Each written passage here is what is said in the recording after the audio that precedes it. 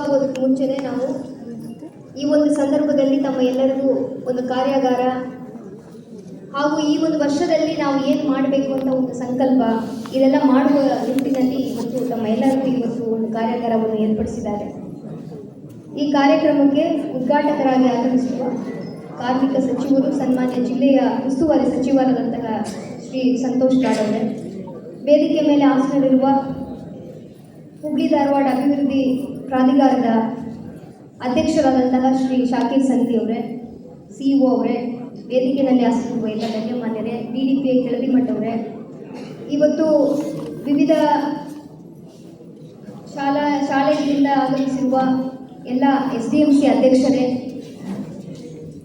ವಿವಿಧ ಶಿಕ್ಷಕರ ಸಂಘಗಳಿಂದ ಆಗಮಿಸಿರುವ ಎಲ್ಲ ಪದಾಧಿಕಾರಿಗಳೇ, ಎಲ್ಲ ಕ್ಷೇತ್ರ ಶಿಕ್ಷಣಾಧಿಕಾರಿಗಳೇ, ಮಾಧ್ಯಮದವರೇ, ತಮ್ಮ ಎಲ್ಲರಿಗೂ ಕೂಡ ನನ್ನ ನಮಸ್ಕಾರಗಳನ್ನು ತಿಳಿಸ್ತಾ ಇದ್ದೇನೆ.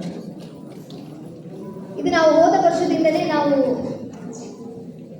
ಶೈಕ್ಷಣಿಕ ಕ್ಷೇತ್ರದಲ್ಲಿ ಒಳ್ಳೆಯ ಒಂದು ಬದಲಾವಣೆ, ಕ್ವಾಲಿಟಿ ಆಫ್ ಎಜುಕೇಷನ್ ಬಗ್ಗೆ ನಾವು ಗಮನ ಹರಿಸಿ SSLC ಮತ್ತು PUC ರಿಸಲ್ಟನ್ನು ನಾವು ಹೆಚ್ಚಿಗೆ ಮಾಡಬೇಕು ಎಂಬುದರಲ್ಲಿ ಸುಮಾರು ಕಾರ್ಯಕ್ರಮಗಳನ್ನು ಮಾಡಿದ್ದು ತಮಗೆಲ್ಲರಿಗೂ ಗೊತ್ತಿದೆ. ಮಿಷನ್ ವಿದ್ಯಾಕಾಶಿ ಅಂತ ನಾವು ತಗೊಂಡು ಸುಮಾರು ಚಟುವಟಿಕೆಗಳನ್ನು ಮಾಡಿ ಕಲಿಕೆಯಲ್ಲಿ ಹಿಂದುಳಿದಿರುವ ಮಕ್ಕಳಿಗೆ ಹೇಗೆ ಮುಂದಕ್ಕೆ ತರುವುದು, ಅವ್ರಿಗೆ ರೀಡಿಂಗ್, ರೈಟಿಂಗ್ ಮತ್ತು ಕಾಂಪ್ರಿಹೆನ್ಸಿವ್ ಸ್ಕಿಲ್ಸನ್ನು ಹೇಗೆ ಡೆವಲಪ್ ಮಾಡೋದು ಎಂಬುದು ಕುರಿತು ನಮ್ಮ ಶಿಕ್ಷಕರಲ್ಲಿ ಇರುವ ಕೆಲವೊಂದು ಆಸಕ್ತಿ ಇರುವವರು ನಮ್ಮ ಜೊತೆಗೆ ಕೈ ಜೋಡಿಸಿ ಸುಮಾರು ಅಭ್ಯಾಸ ಹಾಳೆಗಳಿರ್ಬೋದು, ಕ್ವೆಶ್ಚನ್ ಬ್ಯಾಂಕ್ಗಳಿರ್ಬೋದು, ಆಮೇಲೆ ಪಾಸಿಂಗ್ ಪ್ಯಾಕೇಜು, ಸ್ಕೋರಿಂಗ್ ಪ್ಯಾಕೇಜು, ಈ ಥರ ಸುಮಾರು ವಿಷಯಗಳನ್ನು ನಮಗೆ ಮಾಡೋದಕ್ಕೆ ಸಹಕಾರ ಮಾಡಿದ್ದಾರೆ. ಅದರದ ಒಂದು ಹಿನ್ನೆಲೆಯಲ್ಲಿ ನಾವು ಇವತ್ತು ನಮ್ಮ ಜಿಲ್ಲೆ ನಾವು 10ನೇ ಸ್ಥಾನದಲ್ಲಿ ಒಳಗಡೆ ಬರಬೇಕು ಅಂತ ಒಂದು ನಿರೀಕ್ಷೆ ಇತ್ತು. ಬಟ್ ನಾವು 22ನೇ ಸ್ಥಾನದಿಂದ ಒಂದು 18ನೇ ಸ್ಥಾನಕ್ಕೆ ನಾವು ಬಂದಿದ್ದೀವಿ.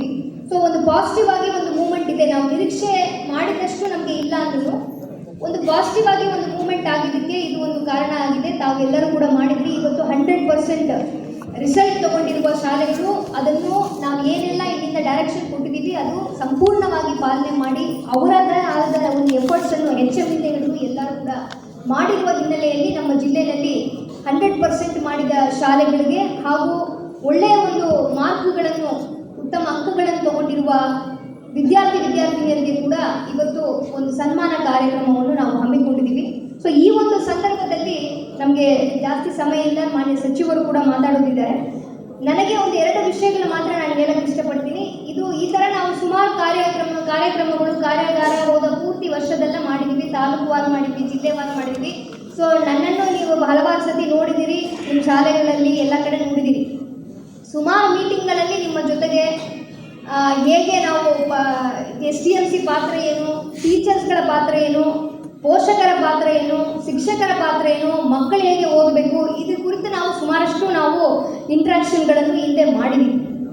ಈಗ ನಾನು ನಿಮಗೆ ವಿನಂತಿ ಮಾಡ್ಕೊಳ್ತಾ ಇರೋದು, ಇಲ್ಲಿರುವ SDMC ಅಧ್ಯಕ್ಷರುಗಳೇನಿದ್ದೀರಿ, ದಯಮಾಡಿ ನಿಮ್ಮ ಫುಲ್ ಇನ್ವಾಲ್ವ್ಮೆಂಟ್ ಇವತ್ತು ಶಿಕ್ಷಣ ಕ್ಷೇತ್ರದಲ್ಲಿ ತಾವು ಇನ್ವಾಲ್ವ್ ಆಗಿ ಎಜುಕೇಷನಲ್ಲಿ, ಕೋರ್ ಎಜುಕೇಷನ್ ಆ್ಯಕ್ಟಿವಿಟಿನಲ್ಲಿ 2 ವಿಷಯದಲ್ಲಿ ಗಮನ ಹರಿಸಬೇಕಂತ ನಾನು ಕೇಳ್ಕೊಳ್ತೀನಿ. ಒಂದು, ಮಕ್ಕಳು, ನಾನೇ ಸ್ವತಃ ಹೋದ ವರ್ಷ ನಾವು ನೋಡಿದಾಗ ಯಾಕೆ ಮಕ್ಕಳಿಗೆ ಒಂದು 10th ಸ್ಟ್ಯಾಂಡರ್ಡ್ ಬಂದೇನು ಸರಿಯಾದ ಒಂದು ಓದೋದಕ್ಕೆ ಬರ್ತಾ ಇಲ್ಲ, ಬರೆಯೋದಕ್ಕೆ ಬರ್ತಾ ಇಲ್ಲ ಅಂತ ನಾವು ನೋಡಿದಾಗ ಅದಕ್ಕೆ ಮೂಲ ಕಾರಣ ಇರೋದು ಏನಂದರೆ ಮಕ್ಕಳು ಫಸ್ಟ್ ಆಫ್ ಆಲ್ ಸರಿಯಾಗಿ ಶಾಲೆಗೆ ಬರದೇ ಇರುವುದೇ ಇದಕ್ಕೆ ಕಾರಣ ಅಂತ ನಮಗೆ ಗೊತ್ತಾಗಿದೆ. ಅಂದರೆ ಅಟೆಂಡೆನ್ಸ್ ಆಫ್ ಸ್ಟೂಡೆಂಟ್ಸು ತುಂಬ ಚಾಲೆಂಜಿಂಗ್ ವಿಷಯ ಇದೆ. ಇದರಲ್ಲಿ ನಮಗೆ ಗ್ರಾಮ ಪಂಚಾಯಿತಿ ಅಧ್ಯಕ್ಷರು, ಮೆಂಬರ್ಸು, SDMC ಅಧ್ಯಕ್ಷರು, ಮೆಂಬರ್ಸು ಅವರ ಪಾತ್ರ ತುಂಬ ಇದೆ. ಎಲ್ಲ ಮಕ್ಕಳು ಕಡ್ಡಾಯವಾಗಿ ಶಾಲೆಗೆ ಬರುವುದನ್ನು ನಾವು ಕಂಪಲ್ಸರಿಯಾಗಿ ನಾವು ಮಾಡಬೇಕು. ಇದಕ್ಕೆ ತಮ್ಮ ಎಲ್ಲರ ಸಹಕಾರವೂ ಬೇಕು. ಯಾಕೆಂದರೆ ಒಂದು ಮಗು 16 ವಯಸ್ಸು ಒಳಗಡೆ ಇರುವ ಮಕ್ಕಳು ಹೊರಗಡೆ ತಿರುಗಾಡ್ತಾ ಇದ್ದಾರೆ ಅಂದರೆ ಈ will become an anti social element tomorrow. ಅದು ದೊಡ್ಡ ಚಾಲೆಂಜ್ ಇದೆ ನಮಗೆ. ಸೊ ಶಾಲೆಗೆ ಬರದೆ ಬೇರೆ ಏನೇನೋ ಚಟುವಟಿಕೆಗಳಲ್ಲಿ ಇನ್ವಾಲ್ವ್ ಆಗ್ತಾ ಇದ್ದಾರೆ ಅಂದರೆ ಇದು ಇಂಡಿವಿಜುವಲ್ ಪ್ರಾಬ್ಲಮ್ ಅಲ್ಲ, ಇದು ಸಾಮಾಜಿಕವಾಗಿ ನಾವು ಯೋಚನೆ ಮಾಡ್ತಾ ಇರುವಂಥ ಒಂದು ಸೋಷಿಯಲ್ ಪ್ರಾಬ್ಲಮ್ ಇದೆ. ಹಾಗಾಗಿ ಮಕ್ಕಳಿಗೆ ಫಸ್ಟು ಶಾಲೆಗೆ ಕಡ್ಡಾಯವಾಗಿ 100% ಎನ್ರೋಲ್ಮೆಂಟ್ ಏನಿದೆ ಅದರ ಪ್ರಕಾರ ಸ್ಯಾಟ್ಸ್ ಡೇಟಾ ಏನಿದೆ ಅದರ ಪ್ರಕಾರ ಮಕ್ಕಳು ಫಸ್ಟು ಶಾಲೆಗೆ ಬರುವಂಥ ಒಂದು ವ್ಯವಸ್ಥೆ SDMC ಕಡೆಯಿಂದ ತಾವು ಫುಲ್ ಇನ್ವಾಲ್ವ್ಮೆಂಟಿಂದ ನಾವು ಮಾಡಬೇಕು. ಹೋದ ವರ್ಷ ಕೂಡ ತಮ್ಮ ಎಲ್ಲ ಸಹಕಾರದಿಂದ ನಮಗೆ ಒಂದು 2,000 ಮಕ್ಕಳು ಹೊರಗಡೆ ಉಳಿದಿದ್ರು. ಅದರಲ್ಲಿ ನಮಗೆ ಸುಮಾರು 800-900 ಮಕ್ಕಳನ್ನು ನಾವು ಶಾಲೆಗೆ ಮತ್ತೆ ರೆಗ್ಯುಲರ್ ಆಗಿ ಮಾಡಿಸಿ ಅವರಿಗೆ ಕೂಡ ಪಾಸ್ ಮಾಡಿಸಿರುವಂಥದ್ದು ತಮ್ಮ ಎಲ್ಲರ ಒಂದು ಸಹಕಾರದಿಂದ ಆಗಿದೆ. ಈ ಒಂದು ಸಂದರ್ಭದಲ್ಲಿ ಒಂದು 100% ಸ್ಕೋರ್ ಮಾಡಿದ ಎಲ್ಲ ಶಾಲೆಗಳಿಗೆ, ಅದಕ್ಕೆ ಶ್ರಮಿಸಿದ SDMC ಮೆಂಬರ್ಸು, ಅಧ್ಯಕ್ಷರಿರ್ಬೋದು, ಆ ಶಾಲೆಯ ಹೆಡ್ ಮಾಸ್ಟ್ರು, ಒಬ್ಬೊಬ್ಬ ಶಿಕ್ಷಕರಿಗೆ ಮತ್ತು ಮಕ್ಕಳಿಗೆ ಕೂಡ ಈ ಒಂದು ಸಂದರ್ಭದಲ್ಲಿ ತಮ್ಮ ಎಲ್ಲರ ಪರವಾಗಿ, ಜಿಲ್ಲಾಡಳಿತದ ಪರವಾಗಿ, ವ್ಯಕ್ತಿಗತವಾಗಿ ನಾನು ಅಭಿನಂದನೆಗಳನ್ನು ಸಲ್ಲಿಸ್ತೀನಿ. ಇವತ್ತು ಪೇರೆಂಟ್ಸ್ದು ಪಾತ್ರ ಕೂಡ ಜಾಸ್ತಿ ಇದೆ, ಹೌದಲ್ವಾ? ಇವತ್ತು ಪೇರೆಂಟ್ಸ್ ಕೂಡ ನಾವು ಯಾವುದೋ ಸ್ಕೂಲಲ್ಲಿ ಮಾಡಲಿ, ನಾವು ನಮಗೂ ಅದಕ್ಕೆ ಸಂಬಂಧ ಇಲ್ಲ, ಏನೋ ಓದ್ಕೊಂಡು ಬರಲಿ ಅನ್ನೋ ಒಂದು ಭಾವನೆ ಇರಬಾರ್ದು. ಇದರಲ್ಲಿ ಎಲ್ಲ ಸ್ಟೇಕ್ ಹೋಲ್ಡರ್ಸ್ಗೂ ಕೂಡ ನಮಗೆ ರೋಲ್ಸ್ ಆ್ಯಂಡ್ ರೆಸ್ಪಾನ್ಸಿಬಿಲಿಟೀಸ್ ಇದೆ. ಹಿಂದಿನ ಕಾಲದಲ್ಲಿ ನಾವು ನೋಡಿದೀವಿ ಅಂದರೆ, ಹಿಂದೆ ಎಲ್ಲ ಹೆಂಗಿತ್ತು ಅಂದರೆ ಕಾನ್ಸೆಪ್ಟು ಅಟ್ಯಾಚ್ಡ್ ಫ್ಯಾಮಿಲಿ ಇತ್ತು, ಡಿಟ್ಯಾಚ್ಡ್ ಬಾತ್ರೂಮ್ ಇತ್ತು, ಹೌದಲ್ವಾ? ಈಗ ಹೆಂಗಾಗಿದೆ ಅಂದರೆ ಅಟ್ಯಾಚ್ಡ್ ಬಾತ್ರೂಮ್ ಬಂದಿದೆ, ಆದರೆ ಡಿಟ್ಯಾಚ್ಡ್ ಫ್ಯಾಮಿಲಿ ಆಗಿಬಿಟ್ಟಿದೆ. ಅಂದರೆ ಒಂದೇ ಮನೆಯಲ್ಲಿ 4-5 ಜನ ಕುತ್ಕೊಂಡ್ರು ಸಹ ಎಲ್ಲರೂ ಕೂಡ ಅವ್ರವ್ರ ಮೊಬೈಲ್ ಇಟ್ಕೊಂಡು ಅವ್ರವ್ರದ್ದೇ ನೋಡ್ತೀವಿ ವಿನ ಯಾರ ಜೊತೆಗೆ ಮಗ ಏನು ಮಾಡ್ತಾನೆ, ಮಗಳು ಏನು ಓದ್ತಾಳೆ, ಅವ್ರೇನು ನೋಡ್ತಾರೆ ಯಾರು ಗೊತ್ತಿಲ್ಲ. ಎಲ್ಲರ ಕೈಲಿ ಒಂದು ಫೋನ್ ಇಟ್ಕೊಂಡು ನಾವು ಫೋನನ್ನೇ ನೋಡಿಕೊಂಡು ಡಿಟ್ಯಾಚ್ ಆಗಿಬಿಟ್ಟಿವಿ.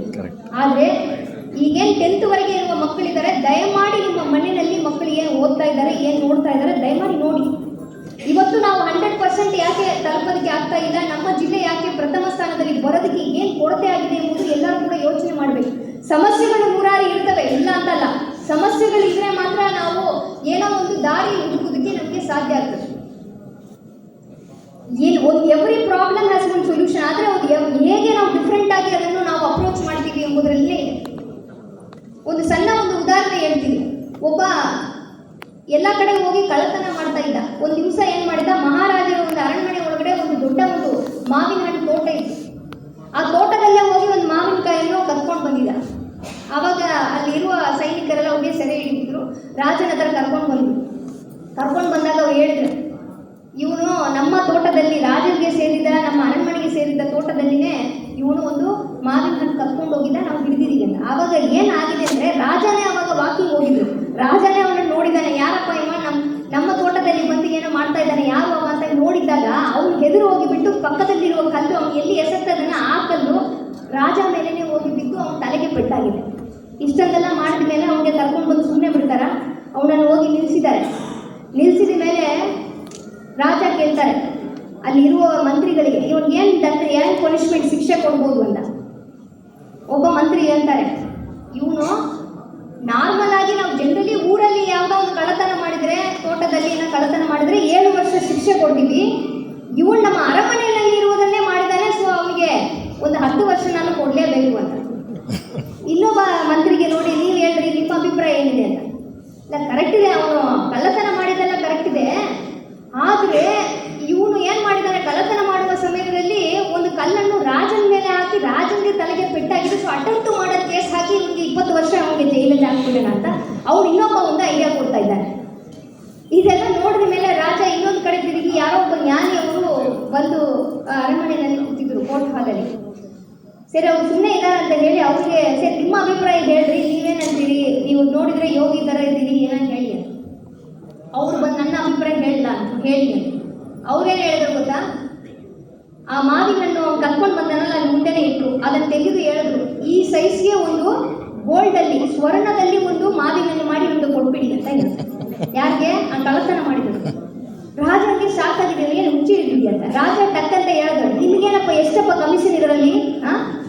ಅವ್ನು ಏನಕ್ಕೆ ಕೇಳ್ದಾನ, ಈ ಸ್ವರ್ಣದಲ್ಲೇ ಒಂದು ಮಾವಿನನ್ನು ಕೊಡಿ ಅಂತ ಹೇಳ್ತೀಯಲ್ಲ, ನಿಮಗೇನು ಒಳಗಡೆ ಕಮಿಷನ್ ಇದೆಯಾ ಅಂತ ರಾಜ ಕೇಳಿದ್ರು. ಆವಾಗ ಅವ್ರು ಹೇಳಿದ್ರು, ನನಗೆ ಆ ಥರ ಏನಿಲ್ಲಪ್ಪ, ನೀವು ಯಾಕೆ ಈ ಥರ ಯೋಚನೆ ಮಾಡಬಾರ್ದು, ನಾನು ಬೆಳಗ್ಗೆ ಒಂದು ಅರ್ಥ ಇದೆ. ಯಾವುದೇ ಒಂದು ಜೀವ ಇಲ್ಲದೆ ಒಂದು ನಾನ್ ಲಿವಿಂಗ್ ಥಿಂಗ್ಸ್ ಅಂತ ನಾವು ಕರಿತೀವಿಯಲ್ಲ, ಆ ಮರನೇ ಒಂದು ಕಲ್ಲೆಸಗಿದಕ್ಕೆ ಒಂದು ಮಾವಿನ ಕೊಟ್ಟಿತ್ತು, ಹೌದಲ್ವಾ?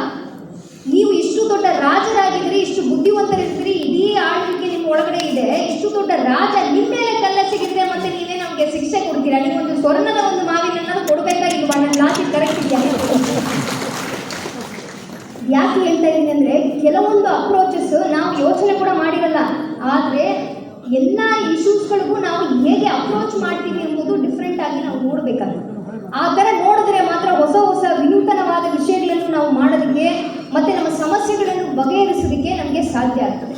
ಸೊ ಆ ನಿಟ್ಟಿನಲ್ಲಿ ಇವತ್ತು ನಿಮಗೆ 100 ಸಮಸ್ಯೆಗಳಿರ್ಬೋದು. ನಾನು ಮೊನ್ನೆ ಕೂಡ ಶಿಕ್ಷಕರಿಗೆಲ್ಲ ಕರೆದು ಅವ್ರು ಏನು ಸಮಸ್ಯೆಗಳು ಅಂತ ಕೇಳಿದಾಗ ಬಿಸಿ ಊಟದ್ದು, ಮೊಟ್ಟೆ ಕೊಡೋದು, ಹಾಲು ಕಾಯಿಸೋದು, ಇದೆಲ್ಲ ಪ್ರಾಬ್ಲಮ್ಗಳೆಲ್ಲ ಹೇಳಿದ್ರು. ಅದನ್ನು ನಾವು ಬೇಡಿಕೊಳ್ತೀವಿ. ಸಚಿವರು ಕೂಡ ಅದನ್ನು ನಾವು ಈ ಸಂಬಂಧಪಟ್ಟವರಿಗೆ ನಾವು ಮಾತಾಡಿ ಮೀಟಿಂಗ್ ಮಾಡಿ ಅದನ್ನು ಕ್ಯಾಬಿನೆಟ್ವರೆಗೆ ತಂದು ನಾವು ಅದನ್ನು ಸರಿಪಡಿಸ್ತೀವಿ ಅಂತ ಒಂದು ಭರವಸೆಯನ್ನು ನಮಗೆ ಕೊಟ್ಟಿದ್ದಾರೆ. ಸೊ ಅವರಿಗೆ ಕೂಡ ಈ ಒಂದು ಸಂದರ್ಭದಲ್ಲಿ ನಾನು ಅಭಿನಂದನೆಗಳು ಸಲ್ಲಿಸ್ತೀನಿ. ಇಷ್ಟೊಂದು ನಾವು ಸನ್ಮಾನ್ಯ ಸಚಿವರು ಈ ಕಾರ್ಯಕ್ರಮಕ್ಕೆ ಬಂದಿದ್ದಾರೆ, ತಮ್ಮನ್ನು ಉದ್ದೇಶಿಸಿ ಮಾತಾಡ್ತಾರೆ, ಕೆಲವೊಂದು ವಿಷಯಗಳನ್ನು ಗಂಭೀರವಾಗಿ ಪರಿಗಣಿಸ್ತಾರೆ ಅಂದರೆ ನೀವು ತಿಳ್ಕೊಬೇಕಾಗಿರೋ ವಿಷಯ ಇವತ್ತು ಎಜುಕೇಷನ್, ಶಿಕ್ಷಣ ಅಂದರೆ ಎಲ್ಲರೂ ಕೂಡ ಅದಕ್ಕೆ ಎಷ್ಟು ಒಂದು ಗಮನ ಕೊಡ್ತಾ ಇದ್ದೀವಿ, ಎಷ್ಟು ಇಂಪಾರ್ಟೆಂಟ್ ಎಂಬುದನ್ನು ತಾವು ಎಲ್ಲರೂ ಕೂಡ ತಿಳ್ಕೊಳ್ಬೇಕು ಅನ್ನೋದಕ್ಕೆ ನಾವು ಇಷ್ಟು ಜನ ಎಲ್ಲರಿಗೂ ಕೂಡ ಇವತ್ತು ಈ ಒಂದು ವರ್ಕ್ಶಾಪಲ್ಲಿ ಭಾಗವಹಿಸ್ತೀವಿ. ಸೊ ಹಾಗಾಗಿ ನೀವು ಯಾವುದೇ ಒಂದು ಸಮಸ್ಯೆ ಬಂದಾಗ ಅದನ್ನು ಸರಿಪಡಿಸೋದಕ್ಕೆ, ಅದನ್ನು ಬಗೆಹರಿಸೋದಕ್ಕೆ ನಾವು ಪ್ರಯತ್ನಗಳನ್ನು ಮಾಡಿದರೆ ಮಾತ್ರ ಹೊಸ ಹೊಸ ಸೊಲ್ಯೂಷನ್ಗಳನ್ನು ನಾವು ಮಾಡಬೇಕು. ಸಮಸ್ಯೆ ಇಲ್ಲದೆ ಯಾರು ಕೂಡ ಇರಲ್ಲ, ಎಲ್ಲ ಇಲಾಖೆಗಳಿಗೂ ಅವ್ರಿಗೆ ಆದಂಥ ಒಂದು ಸಮಸ್ಯೆಗಳು ಇದ್ದಾವೆ. ಆದರೆ ನಾವು ಕೂಡ ಒಂದು ಸ್ಮಾರ್ಟ್ ಆಗಿ ಒಂದು ವಿನೂತನವಾಗಿ ಅದನ್ನು ನಾವು ಯೋಚನೆ ಮಾಡಿದ್ರೆ ಮಾತ್ರ ಈ ಸಮಸ್ಯೆಗಳನ್ನು ಬಗೆಹರಿಸೋದಕ್ಕೆ ಸಾಧ್ಯ ಆಗ್ತದೆ. ಒಂದೇ ಒಂದು ವಿಷಯ ಹೇಳಿ ನನ್ನ ಮಾತನ್ನು ಮುಗಿಸ್ತೀನಿ. ಜಪಾನಲ್ಲಿ ಒಂದು ಫಿಶಿಂಗ್ ಇಂಡಸ್ಟ್ರಿ ಚೆನ್ನಾಗಿ ನಡೀತಾ ಇತ್ತು. ಜಪಾನಲ್ಲಿ ನೋಡಿದ್ರೆ ನಮ್ಮಲ್ಲಿ ಬೇರೆ ಬೇರೆ ಇಂಡಸ್ಟ್ರಿ, ಅಗ್ರಿಕಲ್ಚರ್ ಇರೋ ಥರ ಅವ್ರ ಎಕಾನಮಿ ಫಿಶಿಂಗಲ್ಲೇ ನಡೀತಾರೆ. ಆ ಫಿಶಿಂಗ್ ಬಿಟ್ಟರೆ ಅವ್ರ ಹತ್ರ ಯಾರು ಬೇರೆ ಒಂದು ವೃತ್ತಿ ಅಷ್ಟು ದೊಡ್ಡದು ಇಲ್ಲ. ಸೊ ಆ ಒಂದು ಇಂಡಸ್ಟ್ರಿ ತುಂಬ ಪೀಕಲ್ಲಿ ಇದ್ದ ಸಂದರ್ಭದಲ್ಲಿ ಏನಾಯಿತು, ಒಂದು ದಿವಸ ಅಲ್ಲಿ ಎಲ್ಲ ಮೀನೆಲ್ಲ ಹಿಡಿತಾರಲ್ವಾ, ಅಲ್ಲಿ ಜಾಸ್ತಿ ಮೀನು ಹಿಡಿದು ಎಕ್ಸ್ಪ್ಲಾಯ್ಟ್ ಮಾಡಿ ಓವರ್ ಎಕ್ಸ್ಪ್ಲಾಯ್ಟೇಷನ್ ಆಗಿ ಮೀನೇ ಸಿಗ್ತಾ ಇಲ್ಲ. ಜನಕ್ಕೆ ಎಷ್ಟು ಬೇಕೋ ಅಷ್ಟು ಮೀನು ಸಿಗ್ತಾ ಇಲ್ಲ. ಹಾಗಾಗಿ ಜನ ಏನು ಮಾಡಿದ್ರು, ಇಲ್ಲಿಂದ ಬಿಟ್ಟು ಸ್ವಲ್ಪ ದೂರ ಹೋಗೋಣ, ಸ್ವಲ್ಪ ಆಚೆ ಹೋಗಿ ತೊಗೊಂಡು ಬರೋಣ ಅಂತ ಸ್ವಲ್ಪ ಅದೇ ಸಮುದ್ರದಲ್ಲಿ ದೂರ ಹೋಗಿ ತೊಗೊಂಡು ಬಂದರು. ಆದರೆ ಅಲ್ಲಿ ಏನು ಸಮಸ್ಯೆ ಆಗಿದೆ ಅಂದರೆ ಇಂಡಸ್ಟ್ರಿಗೆ ಜನ ದೂರದ ಹೋಗಿ ಮೀನು ತಂದ ಮೇಲೆ ಜನ ಯಾರು ಅದನ್ನು ಮಾರ್ಕೆಟಲ್ಲಿ ತೊಗೊಳ್ತಾ ಇಲ್ಲ. ಯಾಕಪ್ಪ ಅಂತ ಯೋಚನೆ ಮಾಡಿದ್ರೆ ಇವರೆಲ್ಲ ಜಪಾನೀಸ್ ಏನು ಮಾಡಿದ್ದಾರೆ, ಫ್ರೆಶ್ ಫಿಶ್ ಅನ್ನು ತಿಂದು ಅಭ್ಯಾಸ ಆಗಿಬಿಟ್ಟಿದೆ. ಇವರು 24 ತಾಸಲ್ಲಿಂದ ಬರುವಷ್ಟಿಗೆ ಮೀನು ಅಷ್ಟು ಫ್ರೆಶ್ ಆಗಿದ್ದಿಲ್ಲ. ಸೊ ಹಾಗಾಗಿ ಯಾರು ತೊಗೊಳ್ತಾ ಇಲ್ಲ.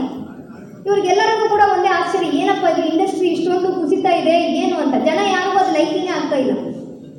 ಯಾಕಂದರೆ ಜನ ಹೇಳ್ತಾರೆ ಇದೆಲ್ಲ ಕೂಡ ತುಂಬ ಕೆಟ್ಟೋಗಿದೆ, ಎಷ್ಟು ಫ್ರೆಶ್ ಆಗಿಲ್ಲ, ನಾವು ತೊಗೊಳಕ್ಕಾಗಲ್ಲ. ಎಲ್ಲ ಇಂಡಸ್ಟ್ರಿ ಅವರೆಲ್ಲ ಸೇರಿ ಒಂದು ಕಾನ್ಫರೆನ್ಸ್ ಮಾಡ್ತಾರೆ, ಏನಪ್ಪ ಮಾಡೋದು, ಇಷ್ಟು ದೊಡ್ಡ ಸಮಸ್ಯೆ ಆಗಿದೆ ನಮಗೆ ಅಂತ. ಆವಾಗ ಒಬ್ಬ ಹೇಳ್ತಾನೆ, ನಾವು ಶಿಪ್ಪನ್ನು ತೊಗೊಂಡು ಹೋಗುವಾಗ ಆ ಶಿಪ್ ಒಳಗಡೆನೆ ಒಂದು ಫ್ರೀಸರ್ ಮಾಡಿಬಿಡೋಣ. ಏನು ಫ್ರೀಸರ್ ಮಾಡಿಬಿಡೋಣ, ಅಲ್ಲಿಂದ ಹಿಡಿದು ನಾವು ಎಷ್ಟು ದೂರ ಹೋಗ್ತೀವಿ, 1 ದಿವಸ 2 ದಿವಸ ಹೋಗ್ತೀವಿ, ತೊಗೊಂಡು ಬರುವಾಗ ಫ್ರೀಸರಲ್ಲೇ ಇಟ್ಟು ನಾವು ತೊಗೊಂಡು ಬರೋಣ. ಹಾಗಾಗಿ ಯಾರಿಗೂ ಗೊತ್ತಾಗೋದಿಲ್ಲ, ಫ್ರೆಶ್ ಆಗಿನೇ ಮೀನು ಸಿಕ್ಬಿಡ್ತದೆ ಅಂತ ಎಲ್ಲರ ಮುಂದೆ ಯೋಚನೆ. ಹಾಗಾಗಿ ಒಂದು ಫ್ರೀಸರ್ ಮಾಡಿದರು, ಒಂದು ಶಿಪ್ಪಲ್ಲಿನೇ ಫ್ರೀಸರ್, ಒಂದು ಲೇಯರಲ್ಲಿ ಫ್ರೀಸರ್ ಮಾಡಿ ಫ್ರೀಸ್ ಮಾಡಿ ತೊಗೊಂಡು ಬಂದರು.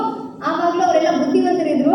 ಇದನ್ನು ನೋಡಿದ್ಮೇಲೆ ಐಸಲ್ಲಿ ತೊಗೊಂಡು ಬಂದಿರೋ ಮೀನೆಲ್ಲ ನಮಗೆ ಮಾರ್ತಾರೆ ಹೋಗ್ರಿ ಅಂತ ಹೇಳಿ ಯಾವ ತೊಗೊಳ್ತಾ ಇದ್ರು.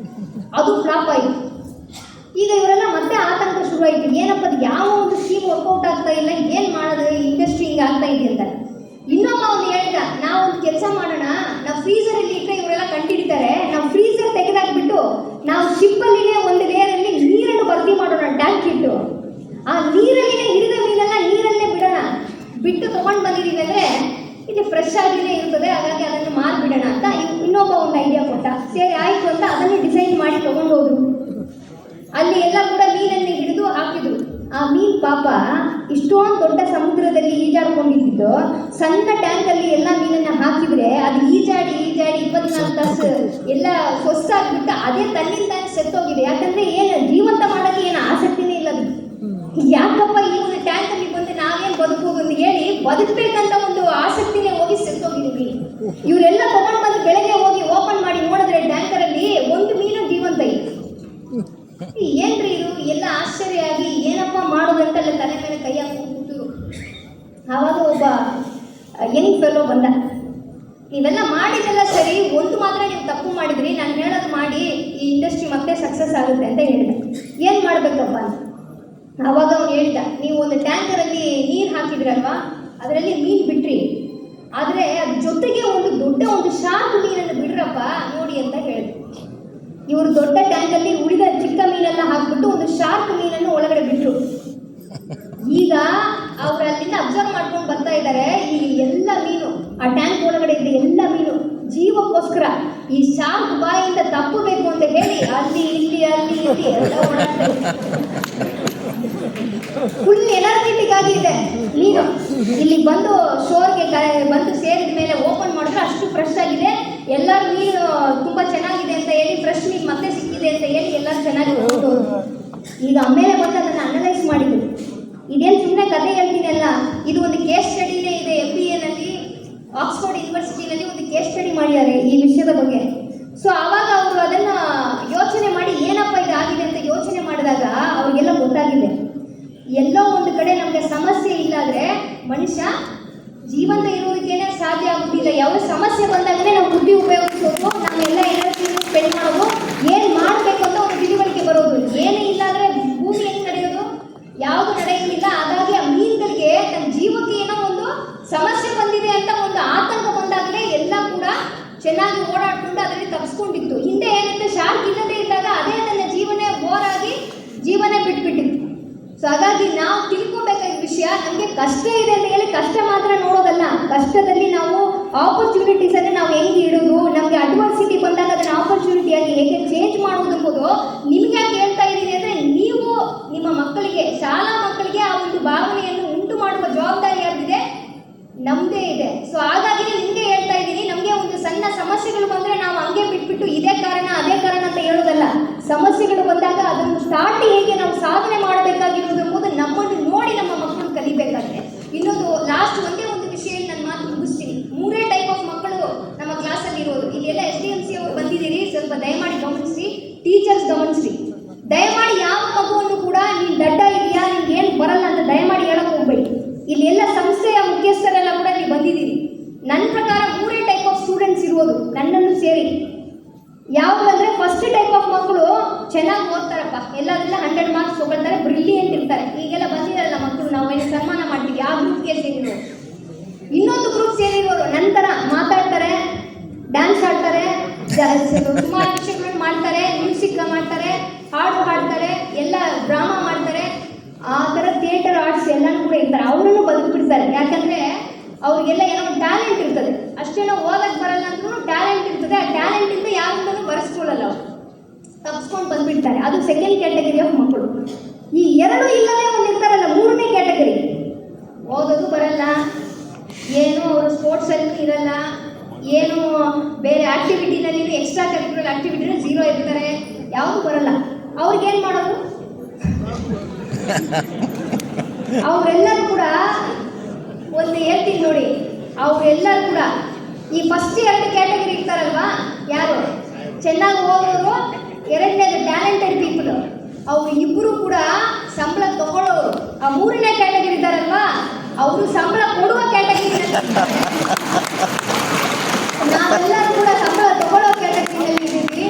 ಸಂಬಳ ಕೊಡುವ ಕ್ಯಾಟಗರಿನಲ್ಲಿ ಇರುವವರಿಗೆ ನೀವು ಸರಿಯಾಗಿ ನೋಡಬೇಕು. ಅದಕ್ಕೆ best brains of the world is found in the last benches of the class. ಹಾಗಾಗಿ ದಯಮಾಡಿ ನಿಮ್ಮ 2 ಕ್ಯಾಟಗರಿನಲ್ಲಿ ಇಲ್ಲದೆ ಇರುವ ಮಕ್ಕಳನ್ನು ಸರಿಗೆ ನೋಡ್ಕೊಳ್ಳಿ. ಅವ್ರಿಗಿರುವ ಟ್ಯಾಲೆಂಟ್ ಏನಿದೆ, ಅವ್ರಿಗೆ ಯಾವ ಥರ ಸ್ಕಿಲ್ ಏನಿದೆ ಎಂಬುದನ್ನು ದಯಮಾಡಿ ಗುರುತಿಸುವ ದೊಡ್ಡ ಜವಾಬ್ದಾರಿ ಟೀಚರ್ಸ್ಗಳಿಗೂ ಇದೆ, ಪೇರೆಂಟ್ಸ್ಗಳಿಗೂ ಇದೆ. ಸೊ ಯಾವ ಮಗುವು ಕೂಡ ದಡ್ಡ ಮಗು ಅಂತ ದಯಮಾಡಿ ಹೇಳಕ್ಕೆ ಹೋಗಬೇಡಿ. ಎಲ್ಲರೂ ಕೂಡ ನೀವು ಒಂದು ಶಿಕ್ಷಕರಾಗಿ, ಒಂದು ಪೋಷಕರಾಗಿ ಅವರ ಒಂದು ಸ್ಕಿಲ್ಲನ್ನು, ಅವರ ಟ್ಯಾಲೆಂಟನ್ನು ಐಡೆಂಟಿಫೈ ಮಾಡೋದೇ ನಮ್ಮ ದೊಡ್ಡ ಜವಾಬ್ದಾರಿ ಇದೆ. ಅದನ್ನು ನಾವು ಮಾಡೋದಕ್ಕೆ ಅಂದರೆ ಒಳ್ಳೆಯ ಸಿಟಿಸನ್ಸ್ಗಳನ್ನು, ಒಳ್ಳೆಯ ಸ್ಟೂಡೆಂಟ್ಸ್ಗಳನ್ನು ನಾವು ಡೆವಲಪ್ ಮಾಡಿದರೆ ನಮ್ಮ ದೇಶನೂ ಕೂಡ ಇಡೀ ವಿಶ್ವದಲ್ಲಿ ಪ್ರಥಮ ಸ್ಥಾನಕ್ಕೆ ಬರೋದಕ್ಕೆ ಸಾಧ್ಯ ಇದೆ.